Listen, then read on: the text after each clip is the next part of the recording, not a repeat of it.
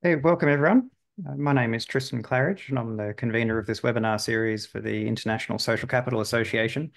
The association's mission is to advance the research and application of the social capital concept, and the association is welcoming new members if you'd like to check that out and perhaps join the association. In this session, we welcome Dr. James Hale from Colorado State University for a conversation about cultural capital and social capital. And this session will be a bit different to many of our webinars because James and I will have a discussion focused on the concept of cultural capital within the context of community development, as well as its connections to social capital. And we anticipate this discussion will last about 45 minutes or so, and then we'll welcome questions from the audience and we'll have some further discussion and Q&A. So I'm delighted that James could join us for this session. He is a research scientist in the Department of Sociology at Colorado State University. He specializes in studying the sociocultural, community, and governance dimensions of food systems, sustainability transitions, and development. James has spent time in both practitioner and research settings, including working as a Peace Corps agroforestry agent in Malawi, helping spearhead alternative food network projects in Colorado, and leading related research projects at Colorado State University and the Colorado School of Public Health. He was also a postdoctoral fellow at the Centre for Sustainability at the University of Otago in New Zealand, examining social sustainability and accountability in the forestry industry. I will also introduce myself. I am the director of the Institute for Social Capital, and I'm also the current president of the International Social Capital Association. I've been researching and applying social capital for over 20 years. I'm a geographer, environmental scientist, and I have a passion really for social processes and how social value is identified and communicated. I've worked on the concept of social capital from theoretical and practical perspectives across a wide range of applications. And I draw on lessons from any discipline that can contribute to the understanding of the concept. So I've engaged with the economic literature, sociology, political science, psychology, and urban planning, just about anything that I think can help us to dig into and understand the concept better. So I invited James to give this webinar after reading a recent paper he co-authored titled A Systematic Review of Cultural Capital in US Community Development Research. And I'll post a link to that article in the chat shortly so that you can get access to it and you can have a look at it. So it's an excellent article, and I'd recommend it to anyone who's interested in cultural capital. So, James, perhaps a good place to start is what you think the most important takeaways are from that systematic review. Great. Thanks for the introduction, Tristan, and again for inviting me to be a part of this. Yeah, some of I guess for my experience personally, the takeaways were what were important for us as a team when we're working together interdisciplinary to try to solve these community development problems or challenges. And a lot of times we were using the community capitals framework, which is developed by the Flores here in the States and is similar to a lot of other development capitals frameworks. And we always came to cultural capital as being one of the most difficult to agree upon the way we conceptualized and operationalized it. And we were just decided, well, why don't we do a systematic review of that? And so for me, that was a big takeaway is like, actually, what we learned through that process is that there are big differences in what our team thought about, but then a lot of that was confirmed by what we found. And then also we found further nuance. And so I think some of the really big things are, it was surprising how many articles of the 123 that we reviewed don't really have a very clear definition of cultural capital. So it was very vaguely used. And so we had to do quite a bit of interpretive work to try to understand how the assumptions that articles made. And this often aligned with either different disciplinary assumptions or different um, orientations towards the goals of community development and how you achieve those goals. And some of those main areas or themes that we found is conceptualizing as sort of creative industries or amenities, a distinct social group, um, knowledge, values, attitudes, norms, and beliefs.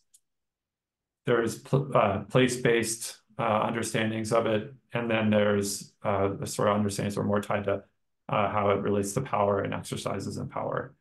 And some of these could be overlapping, but those were some of the major differences we saw. It also related to different approaches to community development. Like sometimes it was viewed as something that needed to be preserved. Sometimes it was viewed as a resource to sort of work towards community development. And then another saw it as something to actually be directly integrated into research and practice efforts aimed at community development.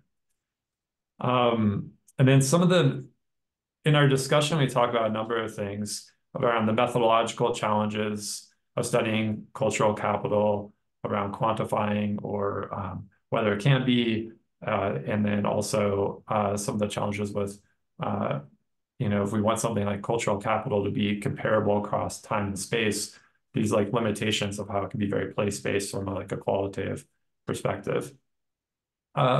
We made an argument that it's helpful to view it as a meta capital, something that kind of arises and only registers through its connections to other capitals. So a lot of our team discussions would lead us to talking about, human cultural capital, built cultural capital. It always seemed connected to something else. And that was one place we got to that led us to this sort of meta understanding of it.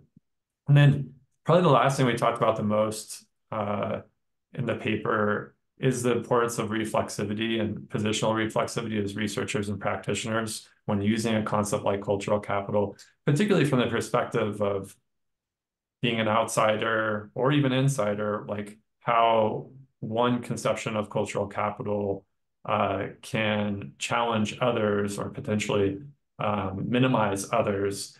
And so that's this whole question of like, what are our assumptions about cultural capital and how are we bringing that into a particular community development context and what are the implications of that? And for me, it led to a place where it's really important to think about, it links to other things like ethics and morals and this whole question of what we're trying to accomplish with community development research or practice and how it can't necessarily be totally like separated from those things because of this more symbolic nature. And I think that's like the main sort of points to start off with.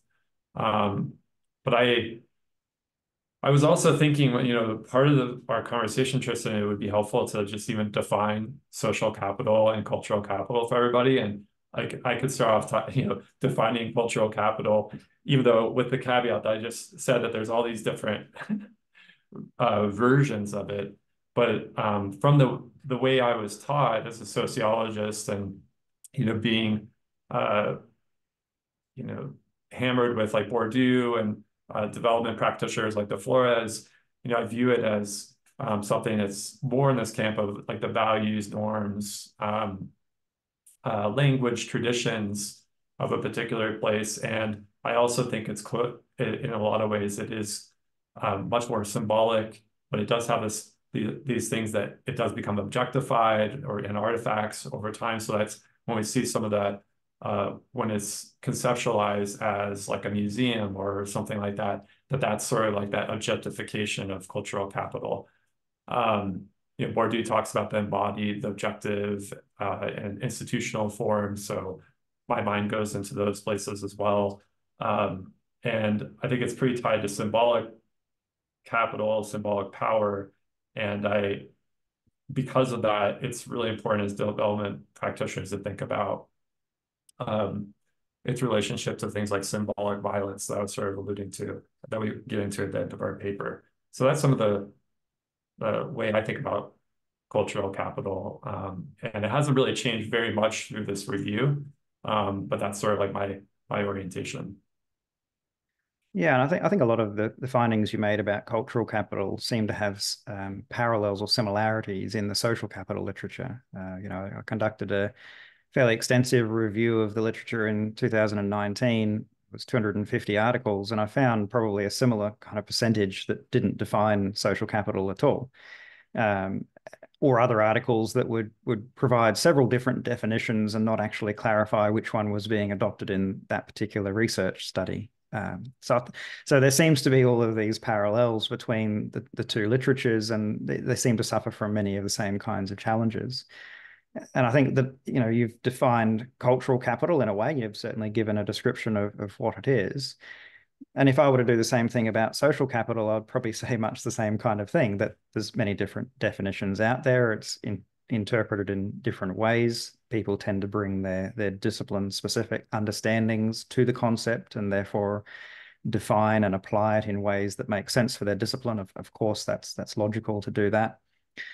But I think that if we try and identify what the key differences are between these concepts, we might say that cultural capital is about those widely held beliefs that are shared amongst a population. So cultural capital could be thought of within the context of, say, a social grouping like an organization, and these would be widely held beliefs within that organization or within a particular community or even a society on that larger level. So that would be cultural capital, whereas social capital tends to be more focused on those interpersonal relationships. So the existence of those personal ties and the nature of those personal ties that exist. And so that would be a nice, clear, simple way to split these concepts and say, well, social capital is about interpersonal relationships. Cultural capital is about those more widely held beliefs. But it's certainly not as simple as that, because many conceptualizations of social capital include concepts like social norms, which aren't necessarily just existing within interpersonal relationships, but are more widely held beliefs about what's normal and appropriate in a given circumstance or situation, which is starting to get into that cultural space. Social capital may focus on, say, relational trust, which is specific to interpersonal relationships, but it may also include social trust, which is more widely held beliefs. So in some ways, we might see that there's overlap between these concepts. Perhaps cultural capital is different than social capital, or perhaps it's part of what social capital is, of course, depending on how you might go about defining social capital. But if we take that just a little bit further, that clear differentiation between widely held beliefs and interpersonal beliefs starts to break down when you start to analyze how they actually operate and work together. We have a term for relational trust and social trust, which seems to suggest that these are two very different things. But of course, trust is complex, it's contingent, it's contextual. That the way in which we trust the people who we have relationships with is related and a mirror perhaps of the way in which we believe the trustworthiness of people more generally within our society. So it's nowhere near as simple as just saying relationships are social capital and culture is cultural capital. So, I mean, what do you think about that, James? Is that a way that we could break it down? It doesn't seem like it's that simple. It doesn't seem like it's that simple to me, and I don't necessarily have a really good alternative or answer, I don't think. But reading some of the social capital literature again the last couple of weeks, and some of the stuff that the group has published, it did make me see that there's overlap, and I hadn't really thought about it as much that way before, because my training was always thinking about how they're really separate, and when I was in grad school and I was learning about Bordeaux and then the community capitals, it was always about separating them. And so those were the assumptions I was making about social capital. But then last couple of weeks, started reading more about social capital again, I was seeing like these similarities in some of the stuff that I was reading of yours, of like the predispositional like aspects. There was aspects of that were really reminded me of some of the cultural capital is trying to get at. And so I don't I don't really know if they should be separate, or how to separate them better or if they should, I guess my orientation is I typically think social capital as being more connections, like the structural sort of like connections, I think, through my work. And I've honed more in on these sort of values, norms, these characteristics of those connections or groups of people. And it could be, um, as you mentioned, like a community that sort of shares general understandings of the world or worldview, but it also could be in those smaller groups where culture can sort of either develop within those groups or the culture can be really relevant within a particular interaction or connection between people or lack thereof. And that's partly what I'm really interested in studying too, is more in those small group spaces where there's consonance or dissonance and uh, cultural assessments and exchanges that creates challenges or opportunities to community development. So um, yeah, I'm not too sure. I think that uh, I like the separation of them, but that's probably just my bias because that's the way I've been trained in the research I've been doing. So um, Yeah. And really, we should embrace whatever conceptual tools are useful and helpful for the work that we're trying to do.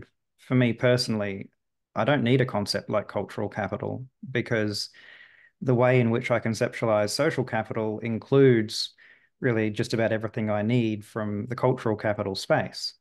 And by including it all under the term social capital, I don't need to make that clear differentiation between those beliefs that are widely held and those ones that relate to individual relationships. And I don't need to try to draw that line somewhere, which clearly is a continuum that blends and merges into each other across different levels of social space. So I think for me, I don't feel like I particularly need cultural capital, but at the same time, I can understand how the concept can be really useful, especially for perhaps community development work, where being able to focus at that more community's higher level beyond just individual relationships can be really useful. And that seems to be what's come out of this systematic review. And I'm said it a few times, I really liked the paper that you wrote because as a social capital researcher, it opened my eyes to a few things I hadn't thought of particularly because I've never really engaged in the cultural capital literature, obviously to the same extent that you did through the systematic review. So I think we've talked about what these capitals are, but we haven't explained what they do. Did you get any kind of sense from doing the systematic review about what the logic of cultural capital is? Like, how does it work? What is it? What does it do? Yeah, I mean, it's a good question, and it goes back to it depends on those disciplinary sort of norms and assumptions, people's own cultural or social positions. Um, I think that the way we sort of try to get at that is around the way that they're deployed within community development differently. Um, and so in one case, like cultural capital is like something to be preserved. And in that particular case, it's about the preservation. And it could be tied to, you know, wanting to preserve traditions or norms or legacy of a particular community. That could be related to other types of community development goals like financial or economic development or infrastructural development, things like that. Another one was viewing it more as something that drives community development in and of itself, like it's a resource to be used for community development.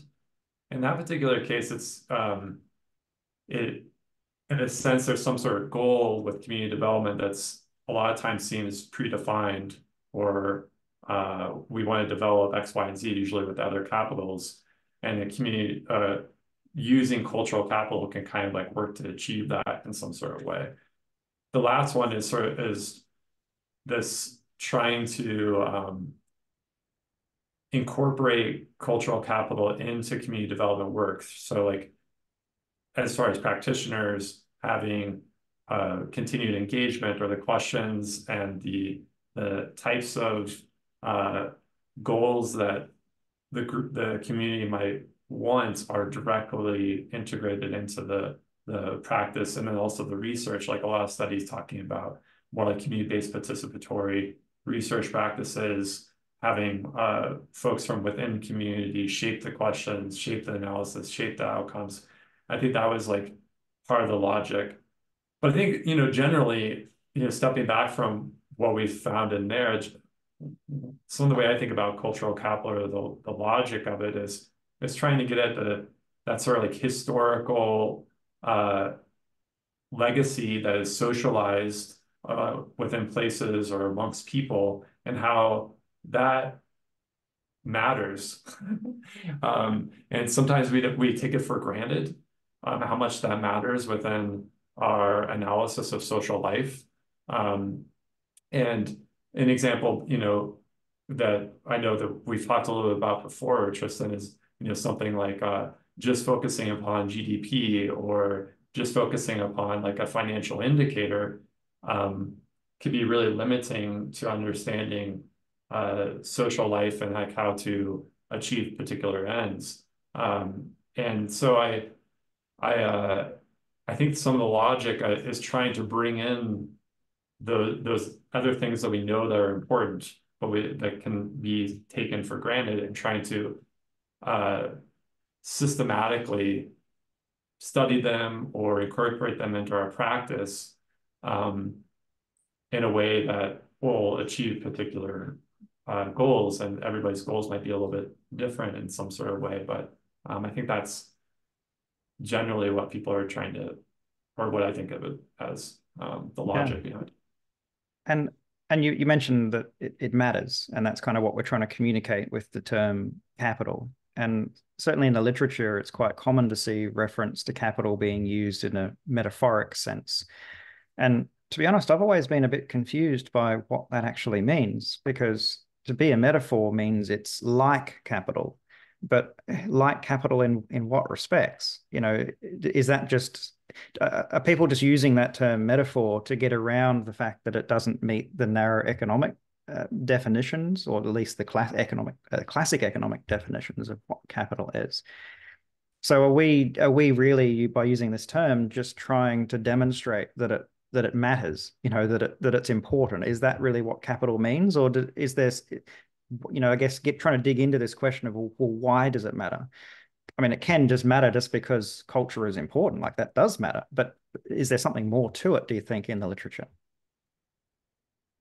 And that's a really good question. So I should say, within our review, we ended up bringing in some other terms into our search. So we had cultural assets, cultural resources, and during that time, we were talking a lot about, should we just include, whenever anybody is talking about culture in the community development context, in general, because of this issue of who the audience is, or what sort of the historical legacy within particular disciplines, and how they're trying to work interdisciplinarily. And so those like politics internally and externally in disciplines of trying to connect to these like terms like capital. Like in something like anthropology, which there was quite a few articles, culture is central, obviously.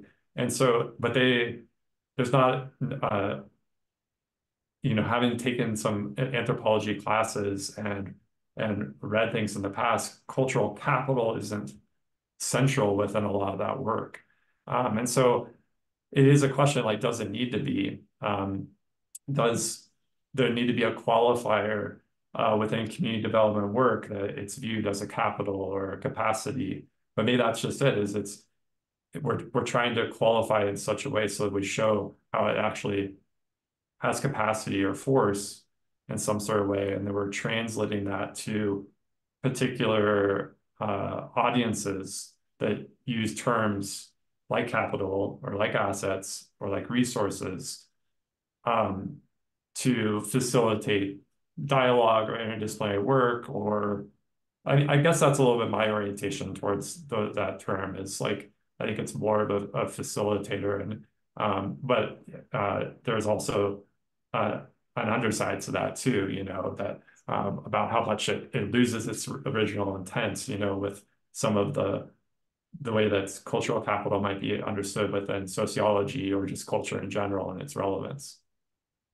Yeah, so I think there's a potential for cultural capital to be understood in one way as, the art, the dance, these cultural artifacts that can be effectively used or objectified. They can become a commodity, if you like, to use other economic terminology, where people from outside of the community can come and they can partake. They can watch dance, traditional or cultural dance shows, and money can be made from that. So there can be some degree of commodification of this cultural capital, if you like, this stock or reserve of beliefs and traditions and practices and so forth.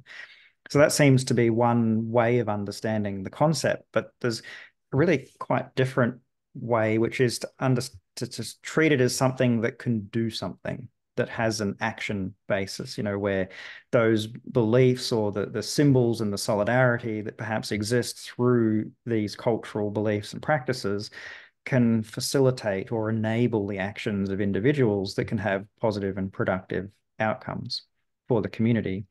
And I think that's quite often the way that social capital is viewed, particularly by perhaps those that follow Bob Putnam's approach to social capital, where it's viewed as, the norms that enable productive cooperation, effectively, pro-social actions. It's the trust that enables pro-social actions. So in some respects, cultural capital could be understood in the same kind of way as those widespread beliefs that enable cooperation and pro-social actions.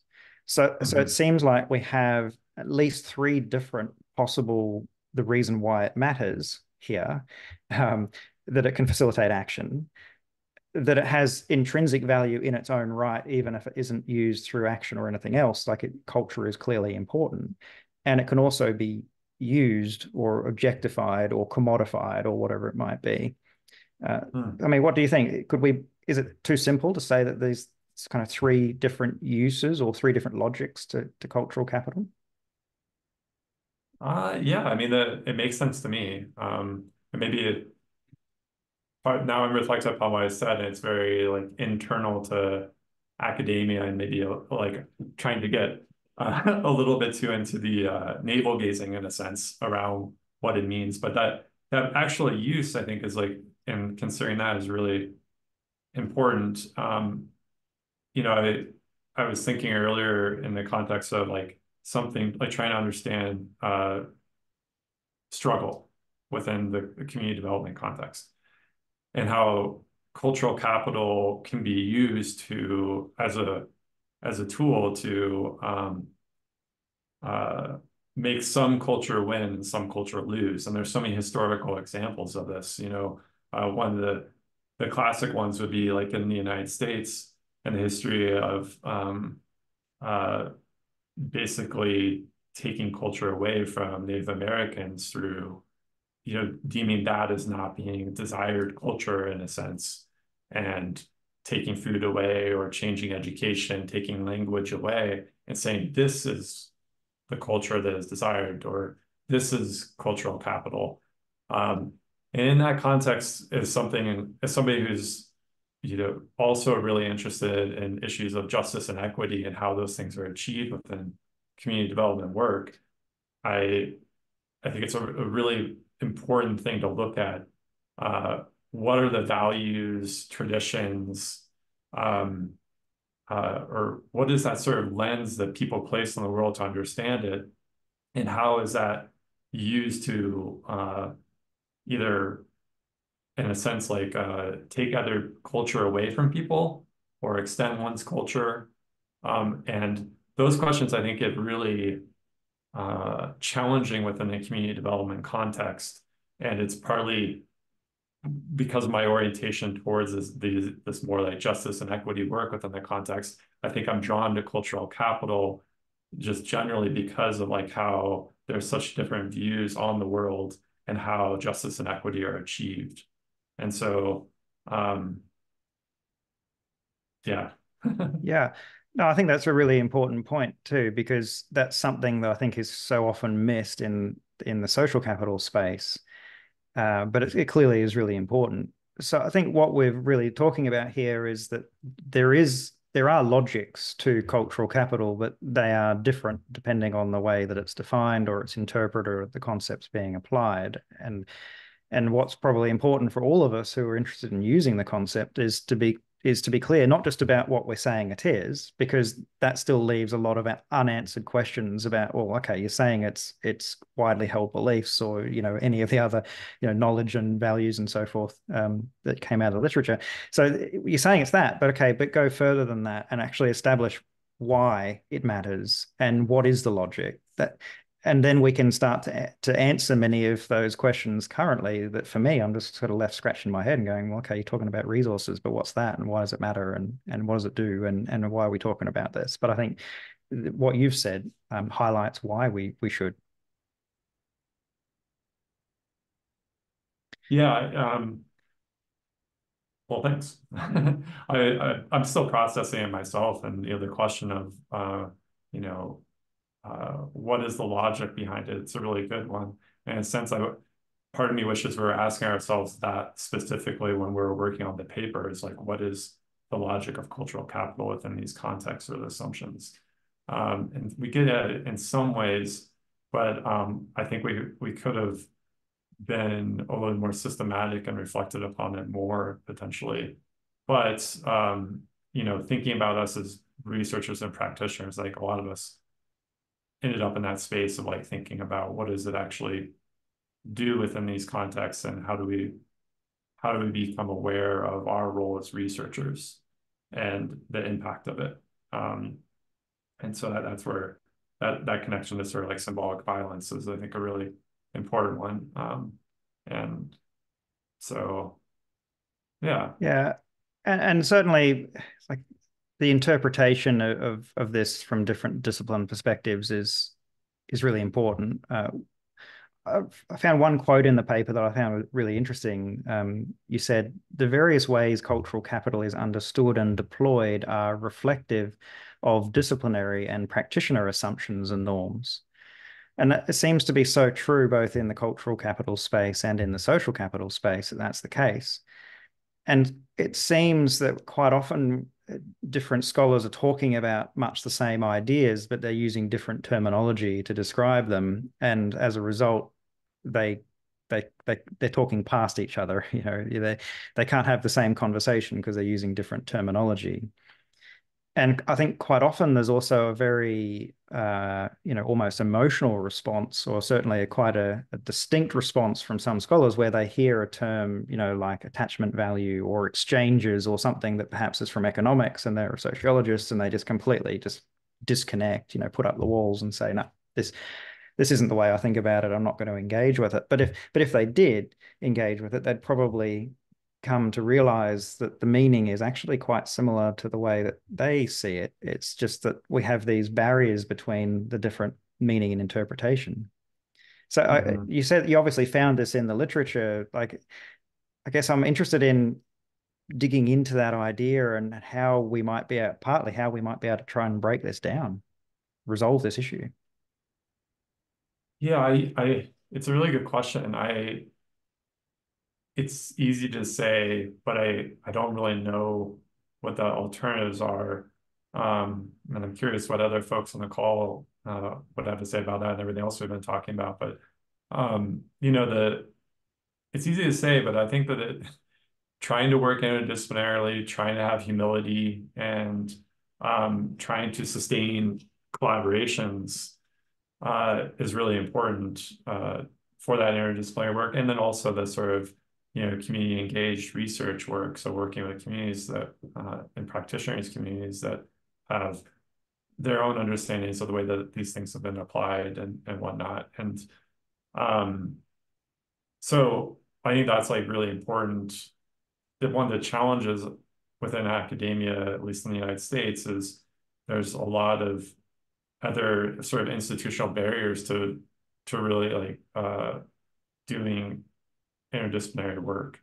Um, and so a lot of times folks are being assessed by which, the journals that they're publishing in, and those are particular disciplines. And um, there isn't a lot of institutional incentives to do it.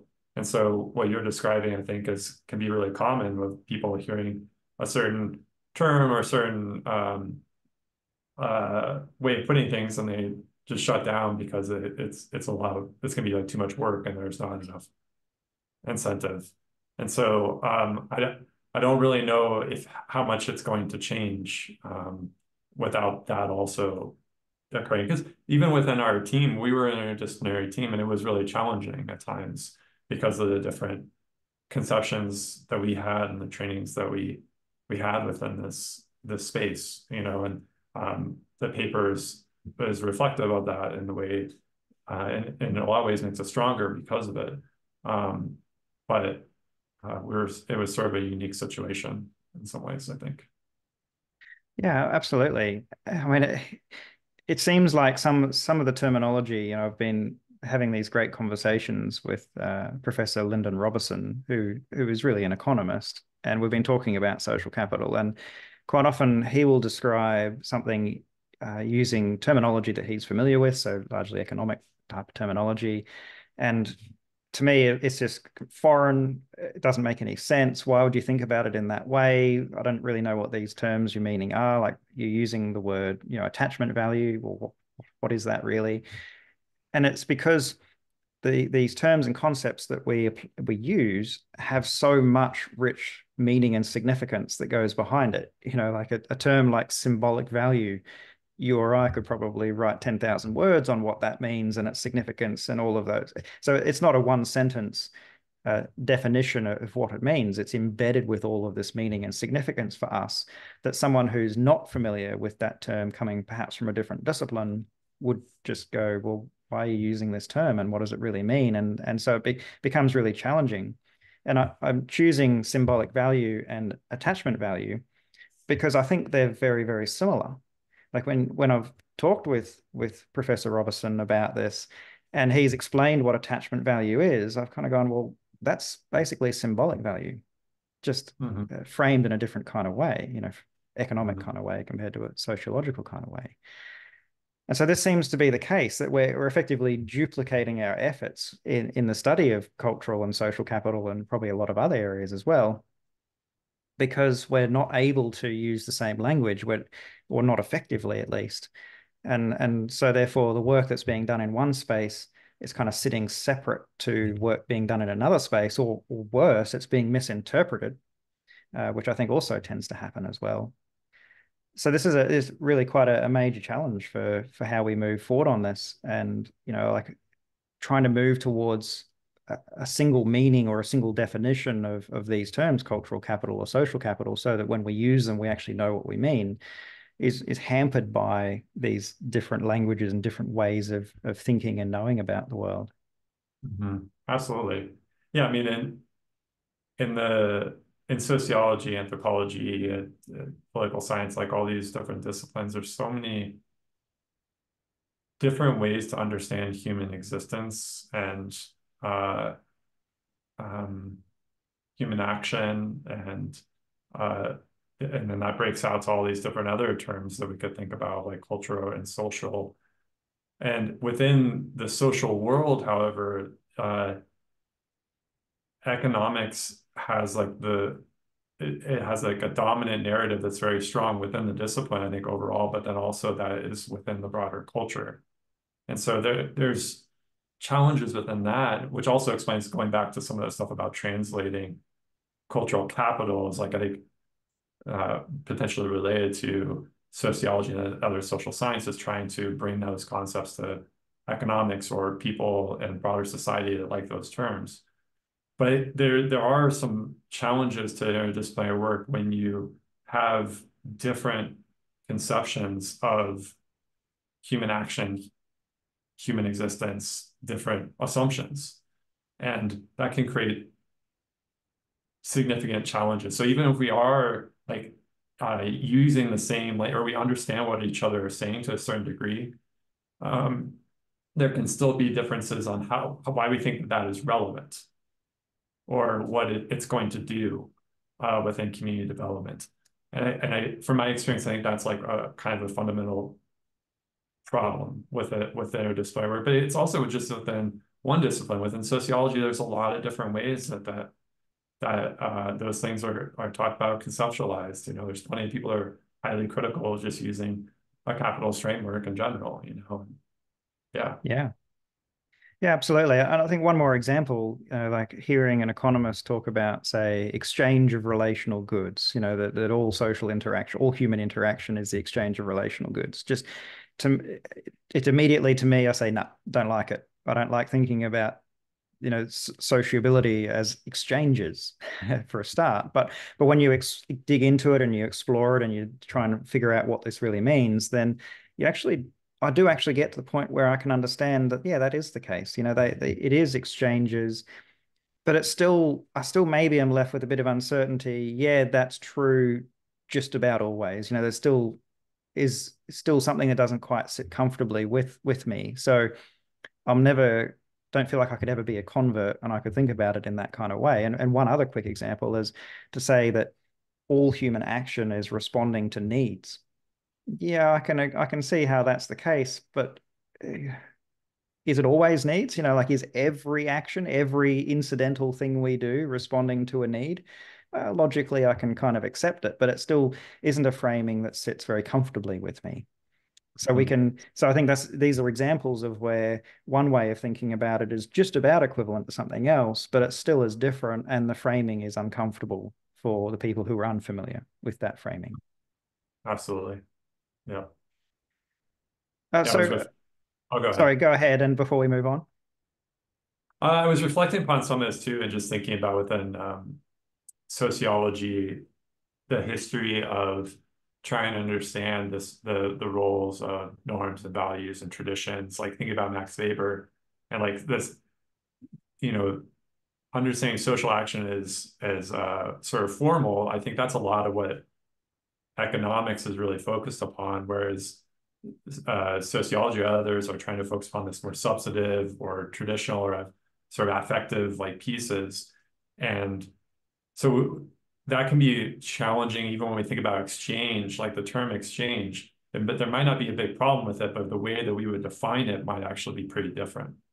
And it might even be a step further where it's like, well, if these other things are really taken into consideration, how much of it is what's doing the exchanging, or exactly. And so I think that's where it can get tricky with like a term like that. We might understand, or there might be some similarities, but the definitions and the use of it could be quite different or potentially not really relevant depending on where people are sitting within those particular disciplines.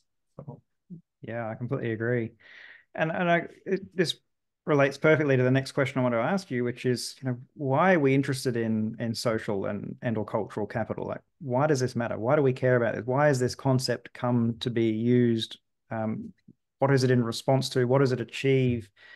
How is it a useful concept, I guess, is kind of the question. Yeah, I think we've kind of been, talking around this for a while, and there's a couple of different ways to look at it. It's like it's either that I guess it's in some ways a little bit more cynical of trying to do this sort of interdisciplinary work or trying to extend social science concepts into the world and translating them and trying to make them relevant, that type of stuff. But there's the other side of it that we're scientists that are trying to understand social life in this particular context that we're talking about, or most of my time is in the community development context. And the whole history of the social sciences have shown how things like culture and social connections or social action matter. And we're further refining over time, hopefully, those concepts or the relevance of those and the study of those. And so I think that's a big part of it. I also, there's a historical context here too, where from my experience, of kind of working in these spaces the last 20 odd years, it seems like the sociocultural aspects of the world continuing to move into sort of the spotlight in a lot of different discussions, but also putting pressure on academia and development practitioners to really take those things seriously. Um, and and so I think that rather than trying to block them off as like uh, irrational or not really relevant to science, is like how do we incorporate those things into our scientific study? And so, as a sociologist trying to work interdisciplinary within the space, there's a lot of folks that are always contacting me now because they need a social scientist. So it brings that sort of stuff to understand those things. And and so that's some of my personal experience, but then also trying to expand it out and the time we live in and the history of the discipline and whatnot. So it seems like, on some level, an easy way to think about it might be that the cultural and social capitals are the things that are missing from neoclassical economic theorizing.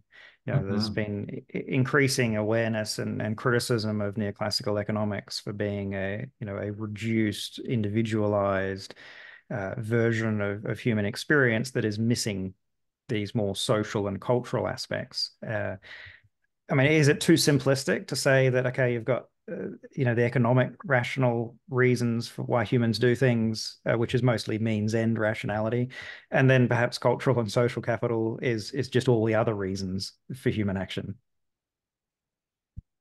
Yeah, I don't think it is quite that easy because I think those things are often related to each other and um, in some sort of way.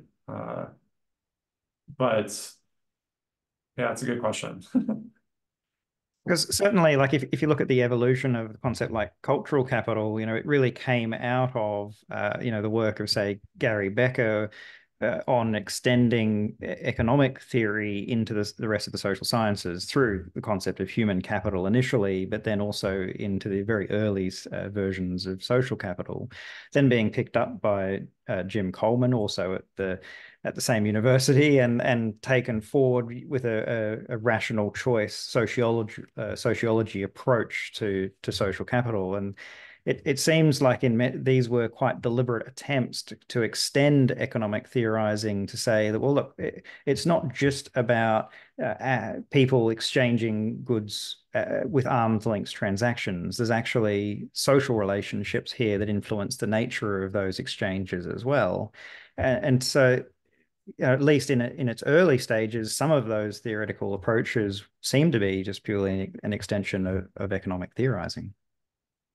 Absolutely. Yeah.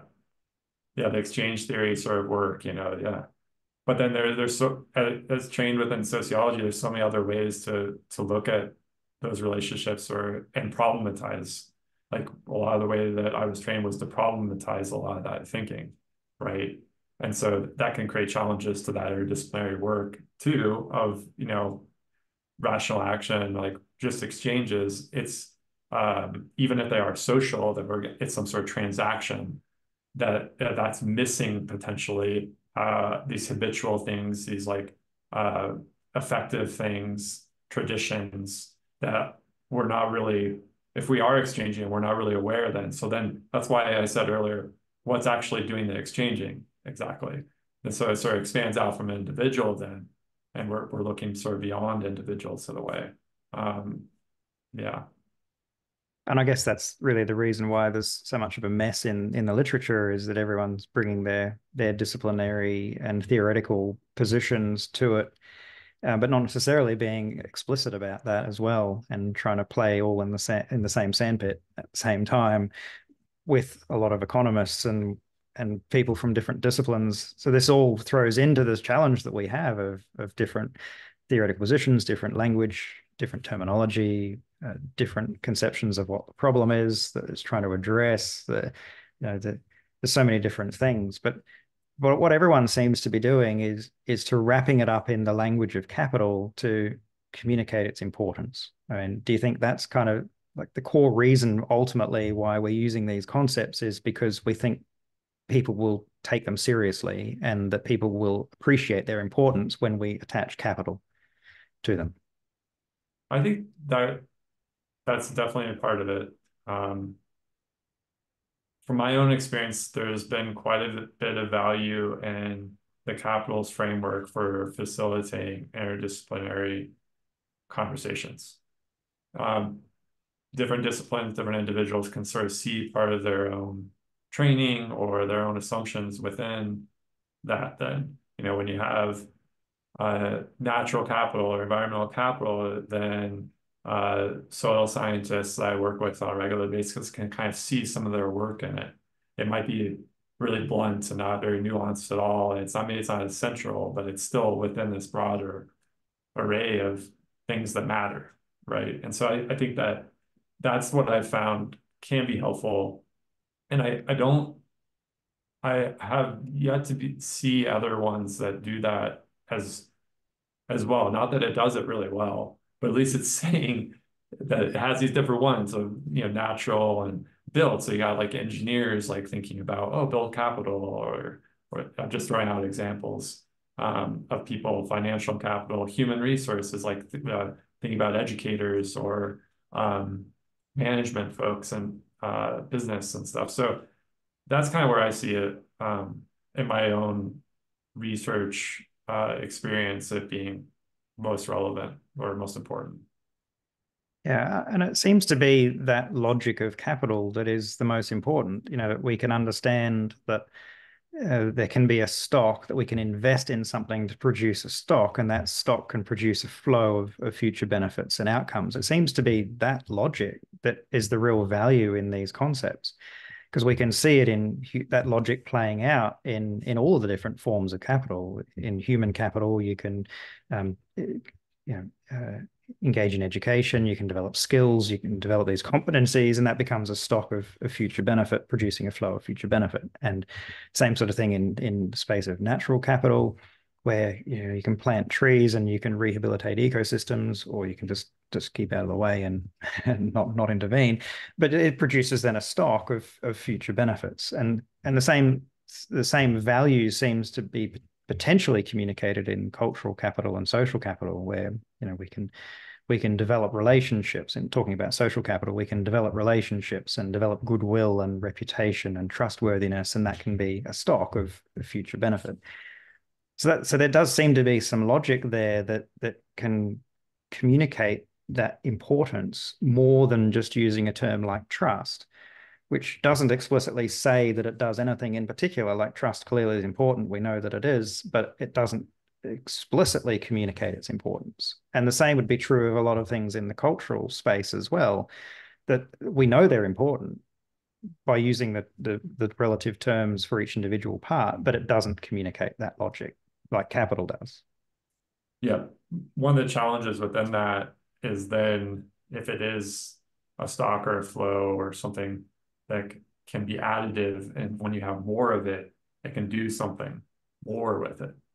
That's one of the challenges we got into methodologically then is, how you actually measure it, how much of it matters, what does it actually do? So that in some ways there's some we know that it matters, we know that it's important, but then how to actually study it so that you can design and test interventions, for example. That's a lot of where my work revolves around. Then it becomes a lot more messy, and it still kind of goes back to a lot of the tensions between doing qualitative case studies, but then how generalizable are those going to be, or do you kind of reduce it for trying to show that additive like piece of it, or how it's going to lead to more community development, but then how that can lose a lot of what actually might be relevant within a particular community, and also is going to be a little bit more predisposed to some of that potential symbolic violence because of assumptions that you might be making about what cultural capital matters and how. And so that's, yeah, something that we've come across a lot in our own work, and sort of reflected a little bit in this paper, of like some of the challenges with, I guess, that additive piece and whether it makes a difference or not as a capital. Yeah, Yeah. for sure. I think I was contacted once by somebody who said, "Look, I've measured social capital in my region, and it's really great. By the normal kind of measures, it's fantastic. But I'm interested in innovation, and our region's track record on innovation is really terrible. So what's going on here? Why is social capital great, which in the literature is related to innovation, but innovation is poor?" And this was the first time that I really started thinking about how social capital is effectively different things that produce different kinds of outcomes. And I often looked at the other forms of capital to try and understand why this might be the case. And we certainly don't. We understand that physical capital is of many different types that do many different things. A laptop is very different than a car. That is very different than a factory. These are all different forms of physical capital that do very different things. Same is true of natural capital, that the difference between a forestry resource is different than a water resource. We understand that they're all natural capital, but they do different things. Same is true of human capital, that the ability to perform a surgery is very different than being able to design a bridge. Even though they all skills and abilities that can be learned, they all take the form of human capital. So same seems to be true of cultural capital and social capital, but so often we tend to measure it as one thing, which to me seems to really undermine the value of the concept in actually being able to explain the outcomes that it might produce. But is there a way around that? I mean, with such a complex, somewhat intangible concept, is there a way around it where, because the tendency is just, well, let's just measure the number of networks and the nature of trust or norms or something, like that's the tendency, and call that social capital, and then compare it to whatever the particular outcome we're interested in, whether it's innovation or public health or whatever it might be. You just do a correlation between those two things. But it seems to miss the real point to me. Within the cultural capital context, we make the argument that it's kind of a classic case that mixed methods are really important, and potentially having to start off with qualitative inquiry is really important to try to understand what cultural capital matters within a particular context and how it matters. And that can potentially set up a place to do more of a quantitative analysis. But sometimes trying to understand what matters culturally, it's not super easy, depending on a variety of different factors. If you can kind of gain trust and understanding within the context that you're studying to actually be able to understand a group of people, if you're an outsider, for example, it can take time. It also can take quite a bit of time just to understand another culture, and so I think those things are some of the methodological points that we make in the paper argue for that. That would be really helpful, I guess, within the context of trying to quantify it or study in a way that was going to have some sort of implications on community development. Yeah. Yeah. I think that's a really important point. And when I did the big review of the social capital literature, I found that about 75% of the empirical articles were using a quantitative methodology. And given what we've just talked about, that seems really surprising, because they had effectively predetermined what was relevant for that particular context without understanding the actual social setting. And so that seems to be counterproductive to actually understanding what's important in producing those particular outcomes in that particular context, socially and culturally. That's interesting because it's like the opposite for what we found with cultural capital is most of the studies were qualitative, right? And few were quantitative. So I mean, maybe that is one of at least the way it's deployed, the differences between social and cultural capital right now is that maybe more people are using cultural capital in the context of qualitative inquiry to get at those things. I don't know. Yeah. So I'm aware we're running short on time in terms of our discussion. We'll open it up to questions and discussion from the rest of the audience shortly. But I did want to touch on the meta capital idea before we do that, because it seems that social cultural capital, it is a cross-cutting issue. It's relevant and applicable to so many areas of human existence, like all of them possibly. Um, so I was curious if you could explain a bit what you mean by meta capital and what and why you came to that conclusion. I know you mentioned it briefly, but if you could provide a bit more of a description of that. The main challenge that we kept coming to in our group conversations, but also looking at the literature, is that cultural capital always seemed directly tied to another form of capital. It could be very direct, like we are just talking about with uh, museums and the presence of artists and things like that that people are measuring.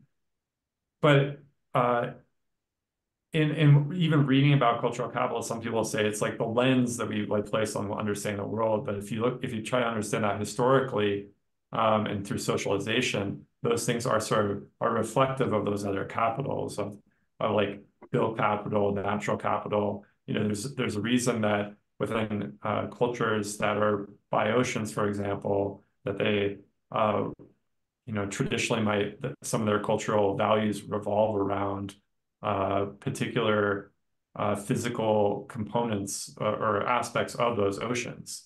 And then that becomes part of their spirituality or their traditions and so on and so forth. So we sort of saw it as this thing that kind of arises in a sense from these other capitals. And some of the feedback we've gotten about that is like, well, yeah, they're all connected. We know that. But there seems to be, with like the example of social capital, at least the way that some people can use it, and we could problematize this, Tristan, for sure, but they're using it in a sense of it's more of a structural thing of, oh, you have this type of network structure and you have this type of network structure, and this is what they do. Whereas in cultural capital, it's much more symbolic and it's sort of dependent. And once we started drilling down what that was actually about, it became about how it sort of connects or it's reflected of these other capitals in a sense, or these other things. And so that's where we're trying to go with that. I'm not sure if it's how useful it's going to play out being, but that's what we ended up suggesting in the paper. Yeah, I think it's an interesting idea that's worth exploring a bit more because it seems that you can't do anything without social or cultural capital. You know, every organization requires that if people are going to work together and cooperate, then there needs to be a basis of shared understandings to provide that foundation for any kind of collective action to occur, which is just about everything that we do. So while the use of capital, that flow often involves the change of forms and the use of all various different forms of capital in producing that flow.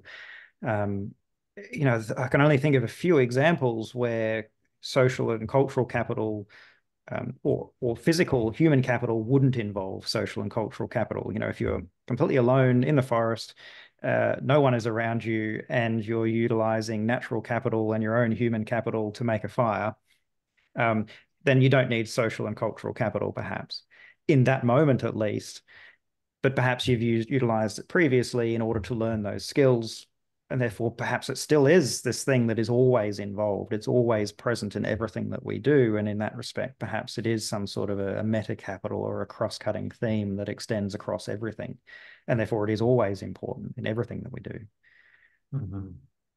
Well, even just thinking about then the reflexivity again of being a researcher, being with academia, using knowledge and language, so and traditions and this type of stuff within academia. If we're talking about those things, then it's also those are cultural things as well. So it's hard not to kind of end up seeing how I guess just interwoven cultural and social capital are into all these things.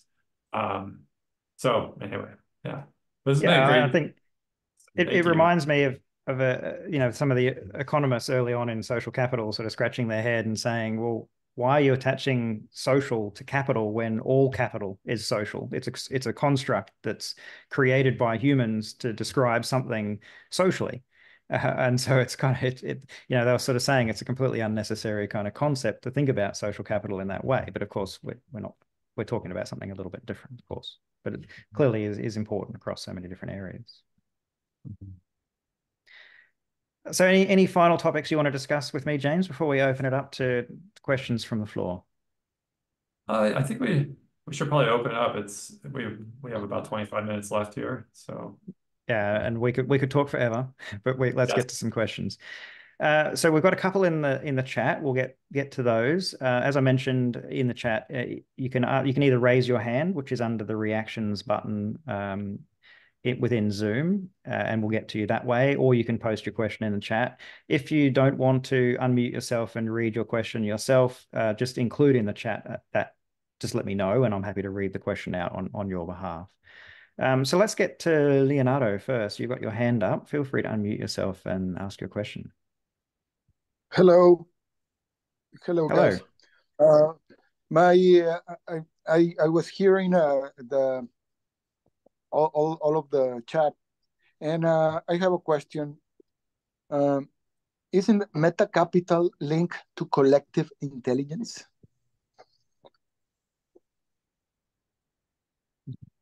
Hello, James, do you did want to you? try and take that one? Yeah. So, Leonardo, could you define collective intelligence for me, please?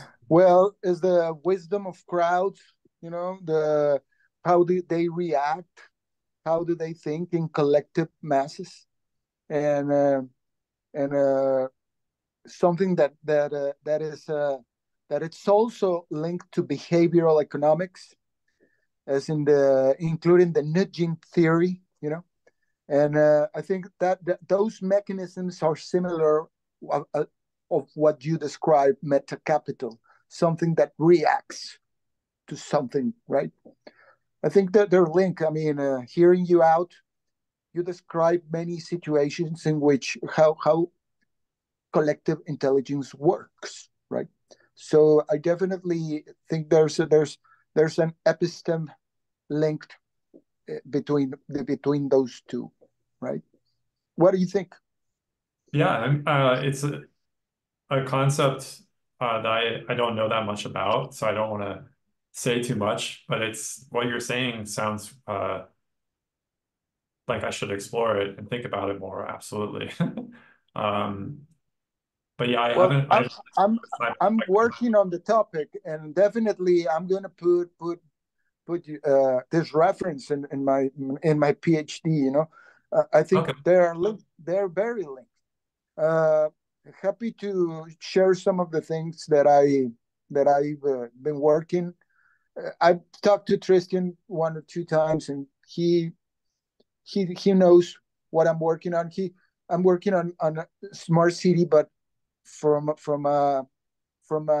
the collective intelligence perspective, you know, and I think they're linked, and as many things in academia, right? Absolutely. Maybe it goes back to some of what you're saying of like the the world that you're working with in academia having certain terms that I'm just not familiar with, but they could be very similar to some of the terms that are within my discipline or the cultural capital space. So I appreciate you bringing that up, Leonardo, and making that connection. I'm definitely going to look into it more. All right, And I thank you, think guys.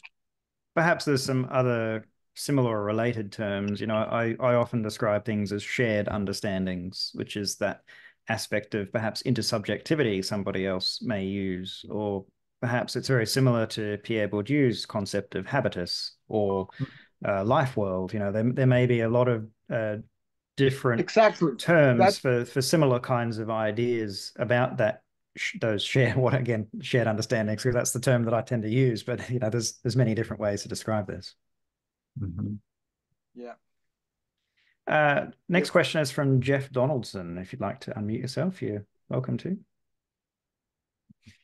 Yeah, thanks a lot, Tristan. Thank you very much, Dr. Hale, for being here. I'm a associate faculty in the disaster and emergency management at Royal Roads University here in Canada. And I specifically study social capital, which is why I'm part of ISCA, in the disaster resilience space and building community resilience. And so much of what we try to do is try to understand why different populations respond differently to government initiatives, and different populations respond differently to situations that are similar.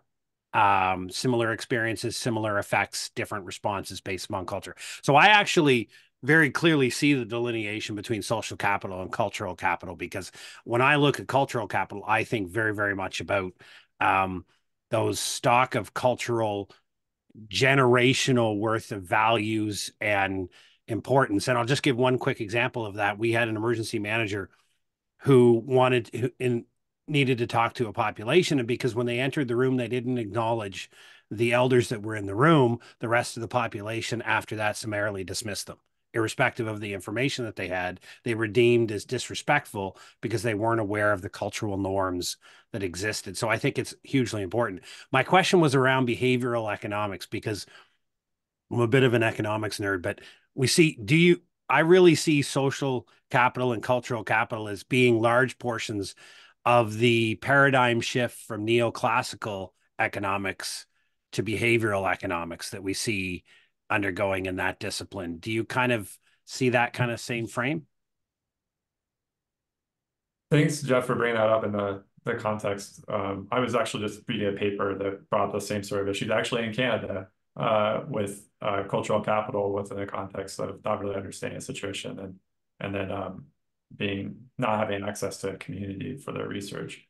But I can't say that I know enough to answer your question totally intelligently. But I know that in my conversations with economists that often behavioral economics is something that comes up when I start bringing up social and cultural capital and those types of things.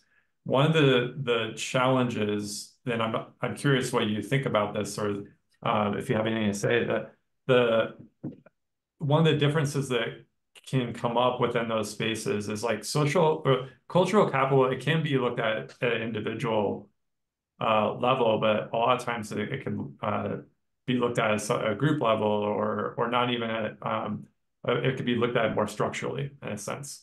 And my understanding sometimes of behavioral economics, it still has more of an individual focus, but I could be wrong about that. But I think that's something that has like come up, I guess, for me. It's like a little bit of my impression. Yeah, and I think the push, a lot of the push related to behavioral economics is really in obviously the microeconomic space, which deals a lot more with individual behavior. And I've argued long that we have the unit of measure wrong, and that we're doing a lot of work, especially in the social examining space, looking at the individual. And I think the unit of measure is better off on community level. Now that's a bit higher, very difficult to define exactly what a community is. That's a whole nother webinar on its own, I think, within the social research space. But I think if we look at the unit of measure for both social capital and cultural capital as the community, however we want to frame that for whatever investigation we might be doing, I think it's far easier to see those impacts. Because from an economics perspective, the way I look at, we make decisions based upon emotions and we justify it later with logic. That's marketing 101, right? So if I base it on emotions, are those emotions built upon a frame of cultural capital that I grew up in, or my environmental experience, et cetera? No, that's great. Thank you for answering the question, and I very much appreciate the idea of cultural capital. It's a very new and interesting thing. I look forward to read your paper. Thank you. All right, let's move on. Next question. We have one from Laman. Did you want to read out your own question? Feel free to unmute yourself, otherwise I can read it on your behalf.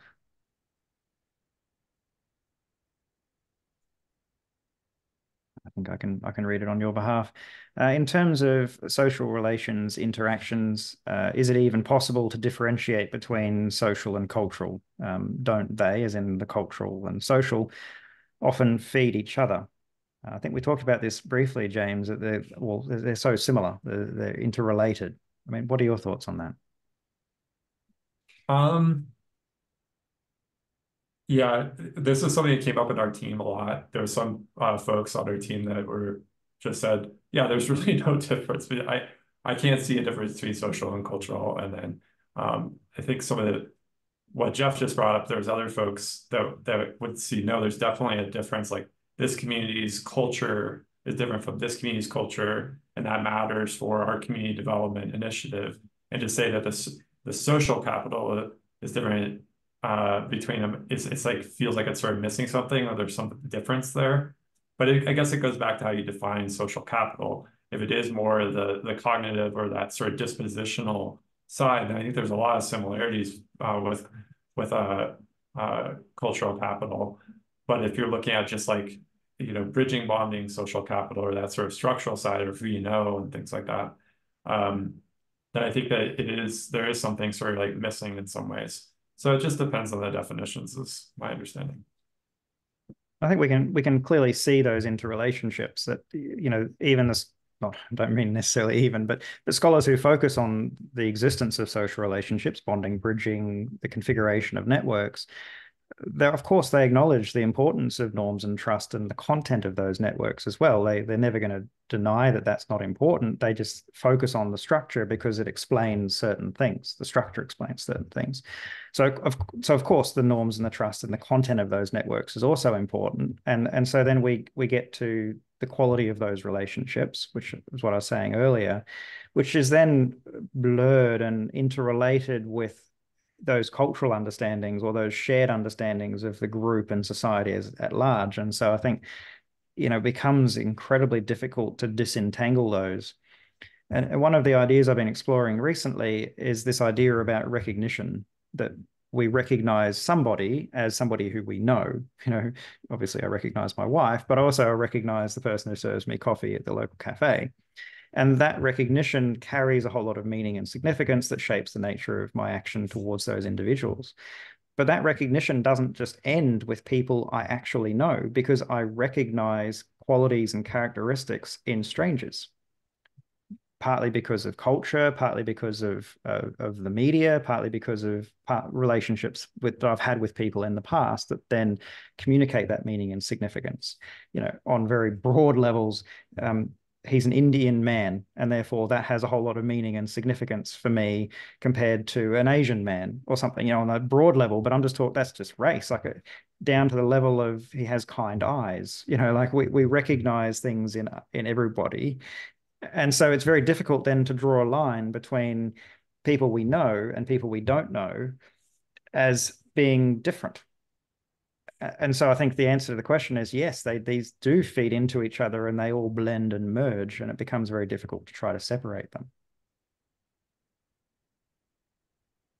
If I can just add a little bit something, Sure. just one little thing. I think the biggest problem is we always talk about how it's difficult to define culture, right? And to even like measure and operationalize anything cultural. So maybe then that differentiation, I just cannot think like you. I kept thinking throughout the entire presentation, culture is a product of social. So how we're going to separate them? But then when we're trying to measure and study, we face this dilemma of difficulty in operationalizing anything cultural. And that this is where this like does it help to keep them separate, or it's impossible? Do we benefit from keeping them separately, from using them separately? Does it add anything to our understanding? What do you think, James? Well, I was just thinking it's a good question for everybody to ask themselves, and I think it's a really good question. My orientation is I think it does matter for some of those pragmatic reasons of interdisciplinary work, but culture is a term that's used. It does get historical traditions and legacy in a way that I believe that social capital doesn't.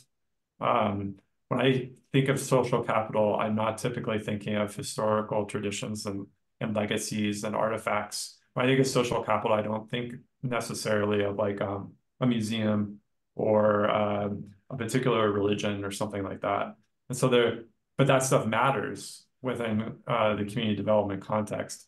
And so there are a lot of similarities for sure, but I think that there's some value in separating it out. And that might mean that like in some analyses, it could be separating some of what social capital might be included in social capital into cultural capital, Or in others, it might be just being really specific about this is what, the predispositions within social capital or values within social capital, that cultural capital we're understanding like this. Maybe it's that objectified aspect. So yeah, I'm not sure, but I do see the value in it for sure. I see the value in it too. I mentioned earlier that depending on the application, cultural capital seems to have a really useful, it's a very useful conceptual tool in certain circumstances and contexts. And I think this is the thing, is that, all of the different conceptual approaches to social capital can have a lot of value and utility in certain contexts and in certain uses. Like I don't personally tend to follow a network analysis kind of approach to understanding social capital, but I can see how that can be really useful in revealing certain things in certain contexts. And I think that's kind of the point about this, is that we can develop these conceptual tools that can help us to be able to explain and understand things. We just need to be really clear about what they are, what they do, what they mean, what the logic is. And I think that's what's so frequently missing, is that theoretical foundation or that logical foundation to these conceptual tools. When I read the literature, I so frequently have many questions that seem to be unanswered by the work.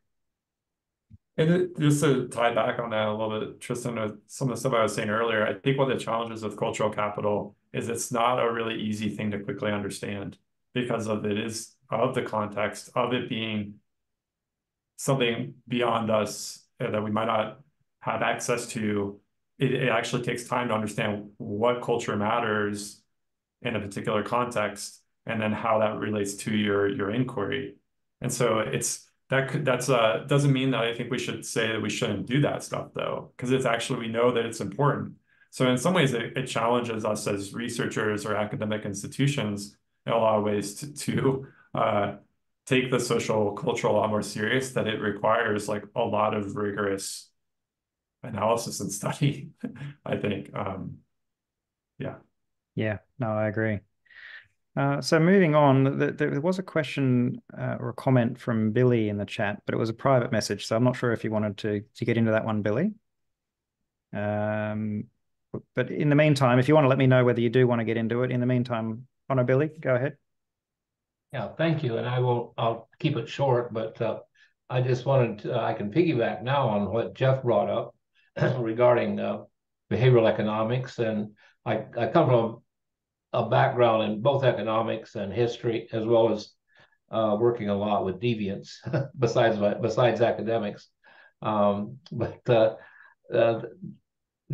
think this seminar is so useful because I have felt I was one of the early Beckerians, if you will, doing cost-benefit analysis of prison programs. So I was captured wholeheartedly by the rational choice model, and soon discovered that it was not very useful in that context, particularly when we're dealing with individual decisions about, individual decisions. But then as we move to the collective, it really loses its purchase. There's a long history to where that came out, what that came out of. And how it became dominated by the economics profession, which had more to do with the X's of the O's and ones of computational power in computers as they were building models, but they could not build models that reflected real economic behavior. But the models were very elegant, and it finally took 2008 to destroy them all. And so now they're in the process of rebuilding those, but now they're competing with people like Daniel Kahneman and the other the psychologists, behavioral psychologists and behavioral economists, who are saying these kinds of decisions, there's a cultural and a social component to both of these. And that's why I think keeping these concepts fluid, actually, and not trying to get too tight a definition as we want to do, too tight of a construct, is really valuable, because I think they inform each other. They work back and forth. There's some 20 definitions of culture. Are you talking about cognitive anthropology, or are you talking about Gertzian symbolic anthropoculture? What kind of cultural, what kind of culture you're talking about? So that's why I think the two really work well together. It's not just levels; it's also or aggregations. It's that they give. It's kind of like taking a prism and turning it around, and they refract different colors. And I think if we look at beliefs, which I consider a cultural element, excuse me, and then we look at really how churches work within a community, or the absence of religious institutions do or don't work, we begin to see how these two concepts really interplay with each other and really result in really rich results. I didn't mean to go on so long, sorry. But thank you so much. Thanks, Billy. That was really insightful, and I appreciate the prism idea, and it's reminding me how important it is to I guess stay open-minded to the different things being fuzzy. There is this tendency within research and practice that we have to be very certain, but that certainty can then I guess limit other parts of it if you turn it. And I think these different ways of understanding social and cultural capital, they're in some ways reflective of different assumptions of things that we can't really prove in science, and so they're part of these broader like stories or lenses that we're trying to use, and some of those are probably getting at some of the truth. Each one of them is getting at some of the truth. So that's what I was processing when you said that, is how helpful it can be to let it be used in different ways. And yeah, I didn't realize that culture had that many definitions. I agree. I think that the prism idea is really really relevant here.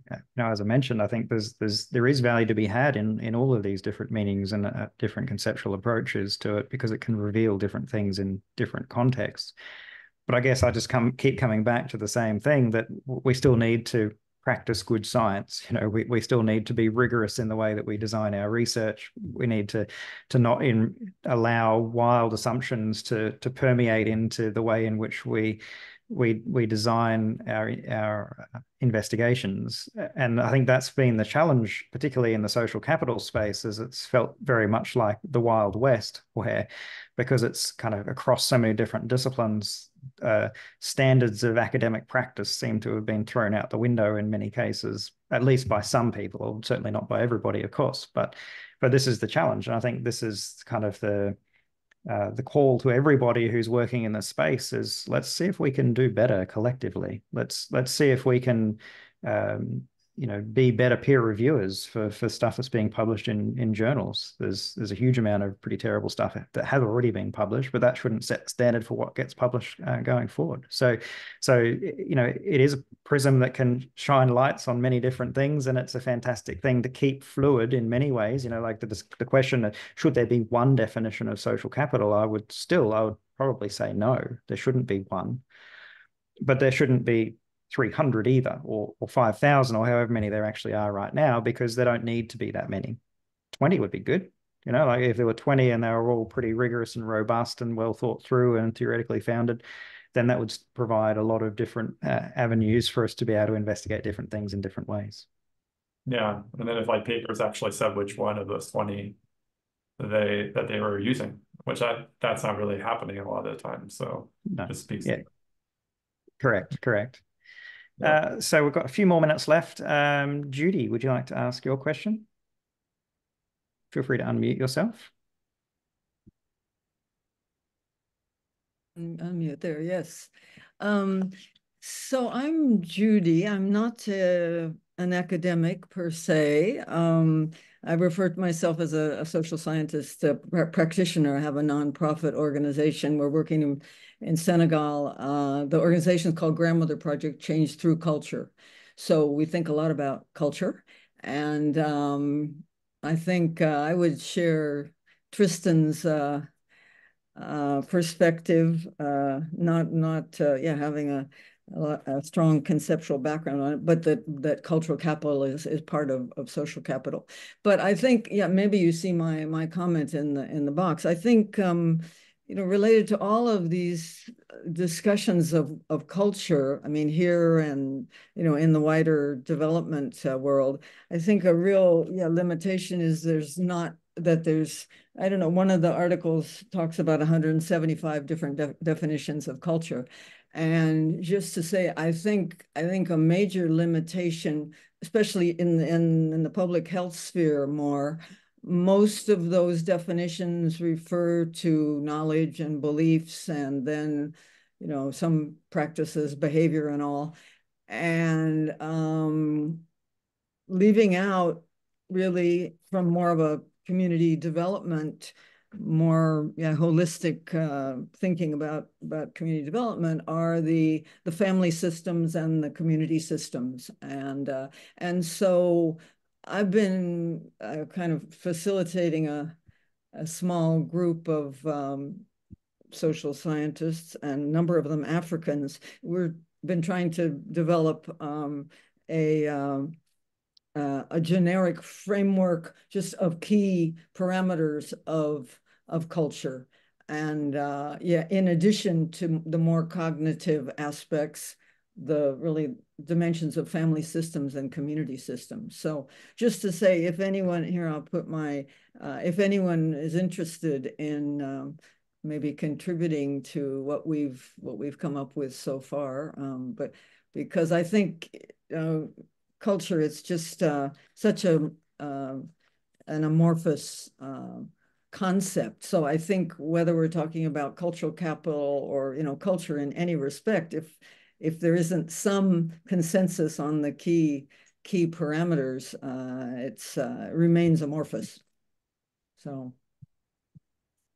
Yeah, absolutely. Thanks, Judy. I think there's a lot to what you said for sure. And, you know, part of the way I would process that vagueness or amorphousness is like values, beliefs, norms, like all this type of stuff. Those are so general too. And I think that a lot of times when we think of culture, it gets more specific than that. And maybe it gets to some of it's like also objects or embodiments and that type of stuff. And when I think about it that way, then it can, I think, start to become a lot. There can be much fewer definitions, I think. There are like hundreds of definitions or 20 definitions, but I think that you could probably do an analysis on those, and you could probably find that there's probably way less than that.